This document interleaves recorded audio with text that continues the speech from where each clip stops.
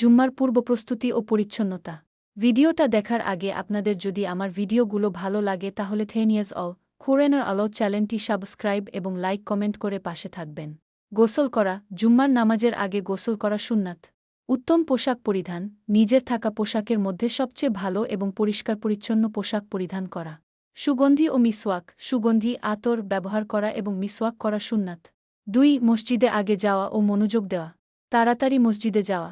জুম্মার নামাজে যত দ্রুত সম্ভব মসজিদে যাওয়া অনেক সওয়াবের কাজ। মনোযোগ দিয়ে খুতবা শোনা। যখন ইমাম সাহেব খুতবা দেবেন তখন একদম চুপচাপ মনোযোগ দিয়ে খুতবা শোনা ওয়াজিব। খুতবা চলাকালীন কোনো কথা বলা বা মোবাইল ব্যবহার করা নিষেধ। 3 বিশেষ কিছু আমল যা অত্যন্ত ফজিলতপূর্ণ। বেশি বেশি দরুদ শরীফ পাঠ। জুম্মার দিনে রাসূলুল্লাহ সাঃ এর উপর বেশি বেশি দরুদ পাঠ করা উত্তম।